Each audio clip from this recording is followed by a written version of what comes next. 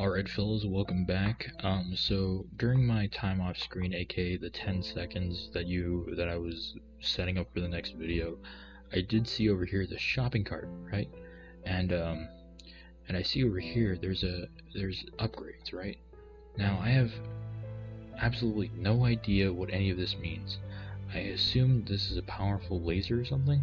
Oh, these are upgrades to my cannon. I assume I have to buy this one and this one, and I'll up this. No, I think maybe these are consumables, so I don't want to up those. So I'll wait on that. I'll upgrade my cannon to its maximum. I am recording, right? Let me just double check on that. Yeah, I'm recording. Okay, so let's go into the next stage. I have absolutely no idea what oh, did I not properly beat this stage? Or wait, no. The last stage was something else. Alright, so oh, you know what? Maybe just like I have less balls, I think. Actually, this cannon may be worse. Is this just cosmetic? That would be a shame if I just wasted all that hard-earned coinage on that. Actually, screw the coinage. I need to continue my talk about Garfield. So, anyways, yeah. So eventually, you get this female love interest, right? And that's supposed to spice it up, right here. But no one cares about John, right? And Jim Davis eventually realizes this. Absolutely no one cares about his insert character, John. He is a side character for Garfield. It is Garfield's world, and Jim Davis is playing. Is simply living in it, you know. Yeah, but anyways, just kind of the this is a rough situation. I guess the best thing to do would not be to take the 7 damage. Yeah, that's a lot out of my health. This may be one of the few times I fail this. It's a shame I cannot read Japanese. If I knew that this cannon was worthless, I would definitely not have bought it. I would have instead bought possibly more of those pluses, which I think are more balls. Then again, maybe I'm just to blame for poor pinball playing. Wait, I got off topic. Anyways, Garfield, right?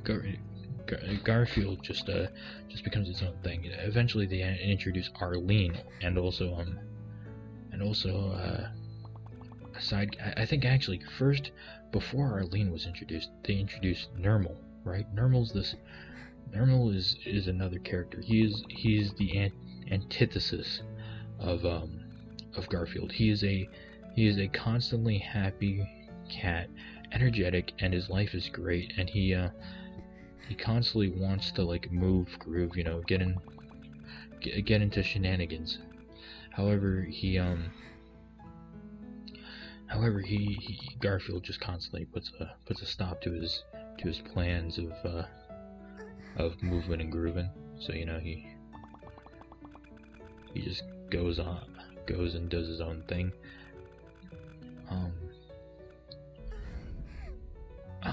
But yeah, they then introduce Arlene. Arlene's supposed to be the female love interest, and obviously it's just the cat version of whoever the female nurse is.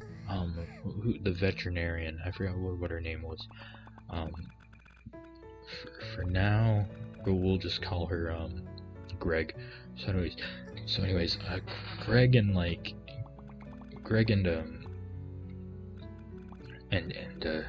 John, they get together. So I guess they kind of get together. My thought is Jim Davis has this kind of pseudo planned out. He knows the end of days is coming for him. Not to be rude or anything, but he can no longer draw his own comics. He knows it's coming up. He knows its time is coming. and it's hell is waiting for the man who wrote Garfield. And you know, the fact is, you know, just someone satanic had to write Garfield, okay? Someone with a messed up mind who said yes, let's make a lovable fat cat who eats lasagna. You know, there has to be something mentally wrong with someone like that.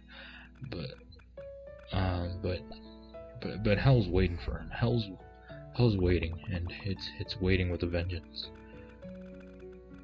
Honestly, I would believe that if the Antichrist came onto this planet, it would probably be in the form of Garfield. It would be a situation like in Ghostbusters, where we chose the form of our destructor, and we assumed that Garfield wouldn't be harmful, but it would be the worst mistake we ever made. That's just the honest truth. It's the honest truth of the matter, you know. And it's the matter. But anyways, Jim Davis knows the end of days is coming for him, and I assume he knows he can't keep Garfield going forever. You know, I think when he's dead, you know, Garfield's done. You know, no one wants to keep Garfield going, at least the comic strip going, after his death. You know, you don't want to be the comic writer who keeps the legacy of Garfield going. At max, you'd get like a weird spin-off or something, you know, or you'd get to finish the final chapter. And this is what my theory is. My theory is Garfield will end with Jim Davis. You know, Jim Davis, being John, will finally get his life together. You know, it'll be a happy ending. It'll be the ending that everyone wanted, where finally John has his life together. He gets married with Arlene. They have kids, and then Garfield has kids with not Arlene. That's the cat. What did I call her again? Like George. John gets together with like George or something, right? And you know, this all happens, and finally, you know. And you know, Garfield finally settles down. He has his own kittens or something. You know, he finally they make a final joke or something like like maybe Garfield's kittens have old man John's pipe, and it'll be like, this is the end of what is occurring? What is occurring? But anyways, that's my thought of how it's gonna end. Does this go the other way? Yeah, it does. Okay, that's my sister. All right, I guess that's her sister. But yeah, so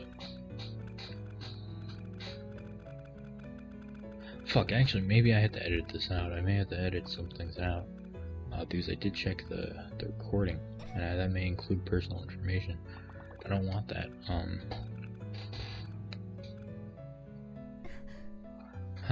Well, whatever. I'll check. I can delete the recording. You know, if one person sees the recording, what am I gonna do? You know, nothing much. Actually, let me leave. Let me leave. Can I quit? Can I quit? Okay. Yeah. Yeah, so the shop, I actually want to buy,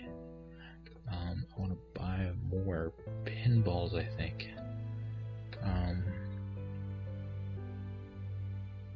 I think these are more pinballs. Or I could buy this. Alright, fellas, we're going in.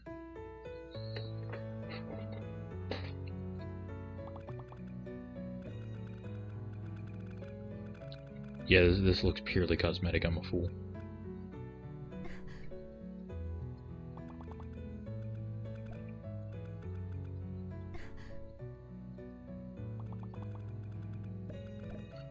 Well, you know, it could be worse. Anyways, so back to Garfield. Yeah, I think that's how it's gonna end, right?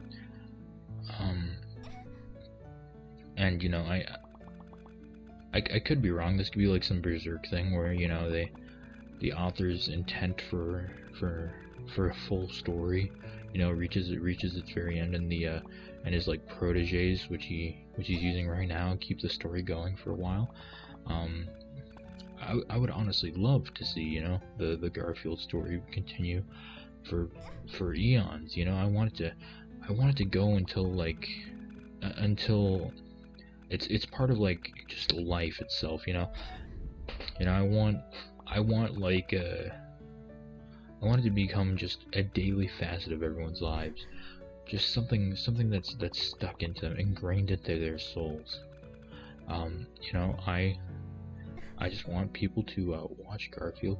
No remorse, nothing at all. I want no remorse as they watch Garfield.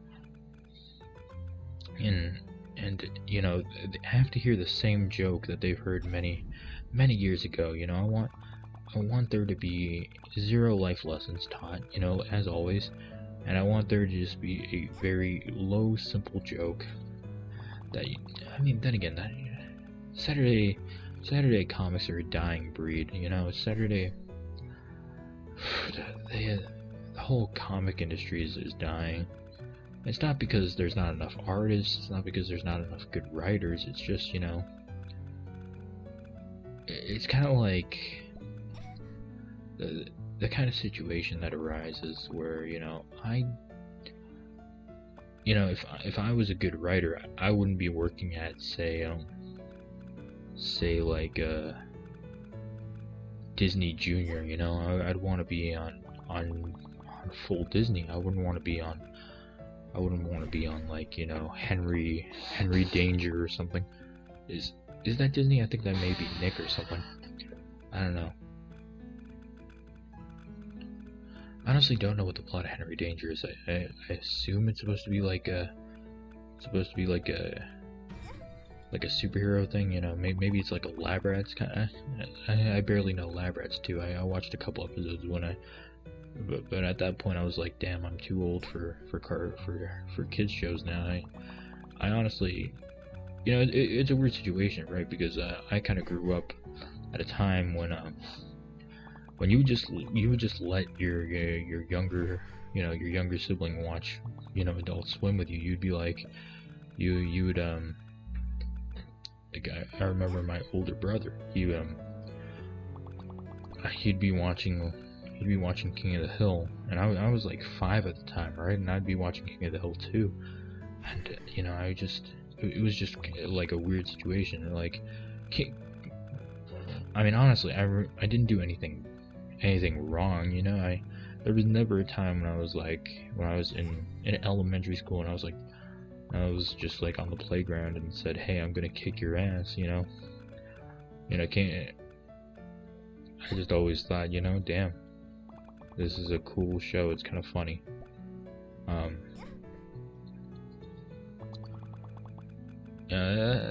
Same thing with shows like Futurama, right? Futurama, I used to watch a ton as like a really young child. I guess that's the growing issue, you don't. Maybe, just kids shows were never even needed. Am I gonna have to quit? Oh, okay. Maybe kids shows were never even needed, and they could just watch adult television, or like there's not really a necessity, to separate it. Like, then again, maybe a lot of adult television now too is kind of lost its quality. Rick and Morty, right? That's the current replacement for Futurama. It's what filled the hole of that Futurama left. By the way, I need to just take a gulp of water.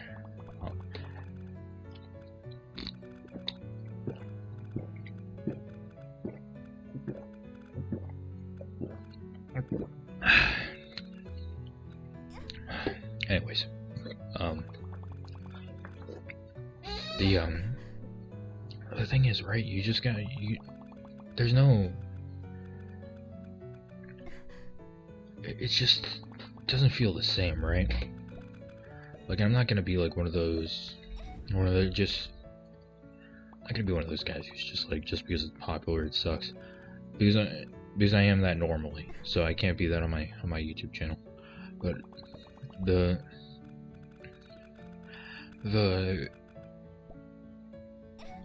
the problem is with Rick and Morty is that it just kind of like doesn't live up to the level that that Futurama lived up to, right? Like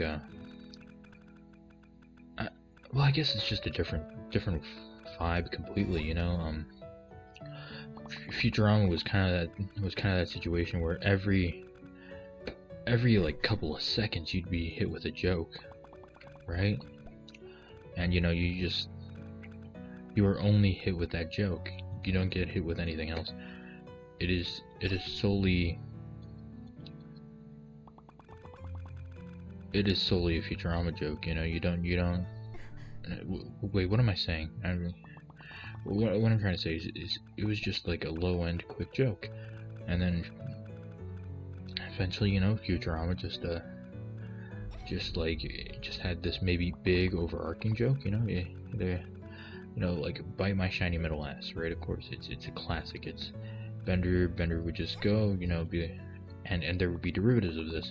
It would be a situation such as like he lost his shiny metal ass, and he had to like go on a grand adventure to find it or something, or he would lose his sheen and something, and it'd be like bite my non-shiny metal ass, and it was an ongoing joke, and you would just build derivatives off of that or something like that.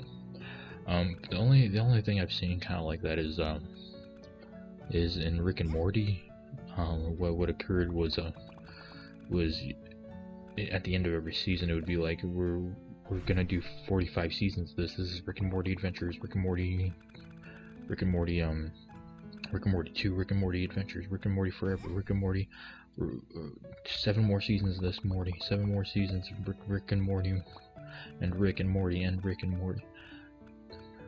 And you know, I mean, I guess that's all good and fun.